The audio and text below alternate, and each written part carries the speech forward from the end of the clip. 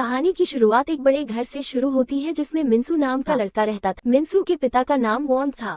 मिन्सू की मां कई साल पहले मर गई थी, जिस कारण वही घर के काम करता था। मिन्सू का पिता वॉन्ग एक बिजनेसमैन था, इसलिए बिजनेस के कारण वह अक्सर ही रशिया आता जाता रहता था। मिन्सू घर के काम करता अब थक गया था, इसलिए वह चाहता था कि उसका पिता उसकी शादी कर डाले, मगर वॉन्ग अभी उसकी शादी नहीं करना चाहता था क्योंकि वह मिन्सू को अभी भी बच्चा ही समझ रहा था। वॉन्ग रोज सुबह अपने ऑफिस चला जाता, जिसके बाद मिन्सू घर के काम करने लग जाता। मिन्सू की पढ़ाई पूरी हो चुकी थी, इसलिए वह पूरा दिन घर के काम करता रहता और काम करते करते पूरा थक जाता था। रात होते ही मिन्सू ने रात का खाना भी बना लिया, जिसके बाद वह वॉन्ग के साथ बैठकर खाना खाने लगा।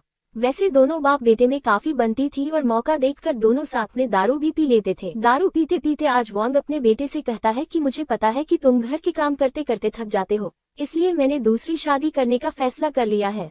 वॉन्ग की बात सुनकर मिन्सू हैरान हो गया। वह बेचारा तो अपनी शादी की सोच रहा था, लेकिन उसका बाप उसके लिए सौतेली माँ का इंतजाम कर रहा था। वॉन्ग उसे समझाता है कि मैं तुम्हारे लिए ऐसी माँ लेकर आऊंगा जिसे देखकर तुम खुश हो जाओगे। मिन्सू अपने पिता से बेहद प्यार करता था, इसलिए उसकी खुशी के लिए वह उसे दूसरी शादी की सहमति दे देता है। कुछ दिनों बाद ही वॉन्ग ने दूसरी शादी कर ली और वह अपनी नई बीवी को गाड़ी से उतारता है। वॉन्ग ने एक रशियन लड़की से शादी की थी और इस लड़की का नाम सोफिया था। वॉन्ग का बड़ा सा घर देखकर सोफिया खुश हो गई। वॉन्ग प्यार से सोफिया को घर में लाता है और फिर जोर से मिन्सू को पुकारता है। मिन्सू की नजर जैसे ही सोफिया पर पड़ती है तो वह हैरान हो जाता है। वॉन्ग उसे पास बुलाकर उसे सोफिया से मिलवाता है। सोफिया मिन्सू से मिलकर खुश हो गई थी, जबकि मिन्सू भी उसका घर में स्वागत करता है। कुछ देर बाद तीनों बैठकर बातें करने लगे। मिन्सू दोनों से पूछता है कि आप दोनों कहाँ मिले। दोनों बताते हैं कि पिछले हफ्ते जब वॉन्ग रशिया आया था तभी हम दोनों की मुलाकात हुई थी। हम दोनों ने एक दूसरे को पसंद कर लिया था और फिर हमने शादी कर ली। मिन्सू को अपने बारे में बताकर दोनों अपने कमरे में जाते हैं। उनके जाते ही मिन्सू वही गिलास उठाता है जिसमें सोफिया ने जूस पिया था। वह सोफिया को याद करते करते उसका छोड़ा झूठा जूस पी ही रहा था कि इसी बीच सोफिया उसके पास आ जाती है। सोफिया घर देखना चाहती थी, इसलिए उसकी बात मानकर मिन्सू उसे घर दिखाने लग जाता है।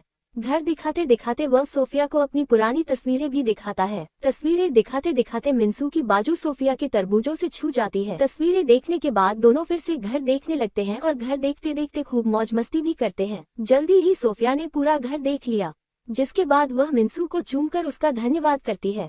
रात को तीनों बैठकर दारू पीने लगते हैं। सोफिया ने आज काफी दारू पी ली थी, जिस कारण वह नशे में आकर नाचने लगी थी। वॉन्ग और मिन्सू उसे देखकर हैरान हो गए।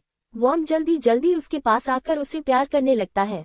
मिन्सू ये सब देख नहीं पाता, इसलिए वह सीधा अपने कमरे में आ जाता है। जल्दी ही वॉन्ग सोफिया की गुफा में धमाके करने लगा और मिन्सू दोनों की गर्म आवाजें सुन लेता है। वह भी पूरा गर्म हो गया था और वह दोनों को छुपकर देखने लगता है। सोफिया का बदन देखकर वह इतना गर्म हो जाता है कि अपने हाथ से पानी निकालने लग जाता है। पानी निकालने के बाद मिन्सू अपने कमरे में आता है। वैसे वॉन्ग जब सोफिया का पानी निकाल रहा था तब सोफिया ने मिन्सू को देख लिया था। सोफिया ने मिन्सू को हाथ का इस्तेमाल करते भी देख लिया था। सोफिया भले ही मिन्सू की सौतेली माँ थी, लेकिन मिन्सू को अब उससे प्यार हो गया था। अगली सुबह मिन्सू फिर से घर के काम करने लगा था और वह अब नाश्ता बना रहा था। सोफिया भी उसके पास खड़ी थी और इसी बीच वॉन्ग भी उनके पास आ जाता है। वॉन्ग चाहता था कि मिन्सू अब घर के काम करना छोड़ दे, लेकिन मिन्सू उससे कहता है कि सोफिया को जब सारे काम समझ आ जाएंगे तब मैं घर के काम करना बंद कर दूंगा। मिन्सू की बात सुनकर वॉन्ग खुश हो गया और तीनों मिलकर नाश्ता करने लगते हैं। नाश्ते के बाद जब वॉन्ग ऑफिस जा रहा था तो वह मिन्सू से कहता है कि आज शाम मैं विदेश जा रहा हूँ, मुझे आने में कुछ दिन लग जाएंगे, इसलिए तुम अपनी नई माँ का ख्याल रखना। इतना कहकर वह चला जाता है, जिसके बाद घर में मिन्सू और सोफिया अकेले रह जाते हैं। दोनों मिलकर घर की साफ सफाई करने लगते हैं। मिन्सू का ध्यान साफ सफाई पर कम, सोफिया के बदन पर ज्यादा जा रहा था। सोफिया का गोरा बदन देखकर वह गर्म हो रहा था। साफ सफाई के बाद जब सोफिया नहाने लगी तो मिन्सू छुपकर उसे देखने लगा। सोफिया को देखकर इस बार तो वह इतना गर्म हो जाता है कि अपने हाथ का इस्तेमाल करने लगता है। सोफिया ने इस बार भी उसे देख लिया था, लेकिन वह उसे कुछ नहीं कहती। शाम को दोनों बाजार में आते हैं ताकि घर के लिए जरूरी चीजें खरीद सके। सोफिया को मिन्सू का साथ पसंद आने लगा था और वह उसके साथ खूब मौज मस्ती भी करने लगी। रात होते ही मिन्सू फिर से काम करने लगा था। वह खाना बनाने के लिए सब्जी काट रहा था और इसी बीच गलती से चोट खा लेता है। सोफिया भी उसके पास ही बैठी थी।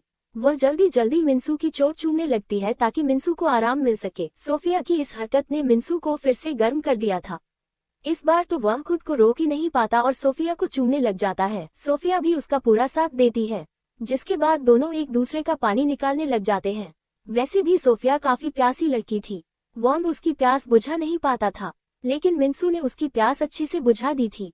दोनों अब दिन भर घर के काम करते और रात होते ही एक दूसरे का पानी निकालने लग जाते। ऐसे ही एक रात जब दोनों दारू पी रहे थे तब मिंसू सोफिया से कहता है कि मैं तुमसे बेहद प्यार करता हूँ और मैं तुम्हारे बिना नहीं जी सकता। मुझे नहीं पता कि जब वॉन्ग वापस आ जाएगा तब हम क्या करेंगे। उसके आने के बाद हमें मुश्किल हो जाएगी और हम रात को पानी भी नहीं निकाल पाएंगे। सोफिया उसे समझाती है कि मैं कोई न कोई रास्ता निकाल लूंगी और फिर हम जी भरकर पानी निकाला करेंगे। सोफिया की बात सुनकर मिंसू खुश हो गया। अगली सुबह मिंसू नींद में था। वह पूरी रात सोफिया का पानी निकाल रहा था, इसलिए सोफिया उसे नींद में ही छोड़कर घर के काम करने लग जाती है। घर के काम करते करते सोफिया भी थककर सो जाती है। मिंसू अब जाग चुका था और वह सो रही सोफिया से प्यार करने लगता है। दूसरी तरफ वॉन की जिंदगी में एक नई लड़की आ चुकी थी और इस नई लड़की का नाम माया था। वॉन को अब माया से प्यार हो गया था और वह साला अब उससे शादी करना चाहता था। वैसे भी वॉन्ग एक दिलफेक चालू बंदा था जो आए दिन लड़कियां बदलता रहता था। उधर मिंसू और सोफिया काफी उदास नजर आ रहे थे।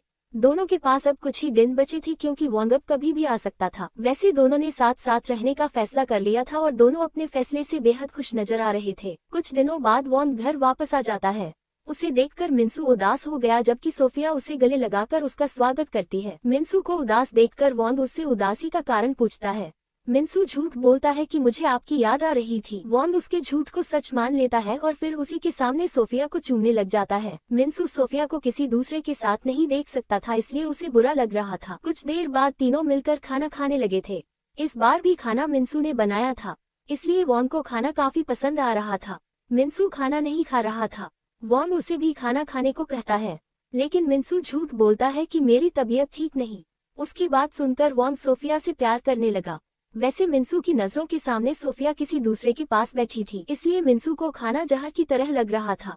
मिंसू उदास था, जबकि सोफिया वॉन्ग के साथ ऐसे बातें कर रही थी कि जैसे वह बनी ही वॉन्ग के लिए हो। वॉन्ग अपने हाथों से सोफिया को खाना खिलाने लगा था और ये देखकर मिंसू पूरा जल गया था। वो अब सोफिया को ज्यादा देर किसी दूसरे के पास नहीं देख सकता था। उसने वॉन्ग को सब बताने का मन बना लिया। वो वॉन्ग को बता देता है कि मैं और सोफिया एक दूसरे को चाहते हैं। मिंसू की बात सुनकर वॉन्ग हैरान हो गया, लेकिन वह दोनों पर गुस्सा नहीं करता बल्कि वह भी उन्हें बता देता है कि मेरी जिंदगी में भी नई लड़की आ चुकी है और मैं उससे शादी करना चाहता हूँ। वॉन्ग की बात सुनकर दोनों बेहद खुश हो गए क्योंकि वह अपने आप ही दोनों के रास्ते से हट गया था। किस्मत ने दोनों का साथ दे दिया था, इसलिए दोनों अब खुश हो गए थे। कहानी के आखिर में मिंसू को उसकी रशियन माँ मिल जाती है, जबकि वॉन्ग अपनी नई लवर से शादी कर लेता है। सोफिया ने पैसों के लिए वॉन्ग से शादी की थी, लेकिन उसे यह नहीं पता था कि उसे अपने सौतेले बेटे से ही प्यार हो जाएगा। इसी के साथ इस कहानी का यही अंत हो जाता है। हमारी वीडियो देखने के लिए बहुत बहुत धन्यवाद। अगर आप ऐसी ही वीडियोस के दीवाने हैं तो प्लीज मेरे चैनल को जरूर सब्सक्राइब करें। मिलते हैं अगली वीडियो में, तब तक के लिए नमस्कार। संगीत।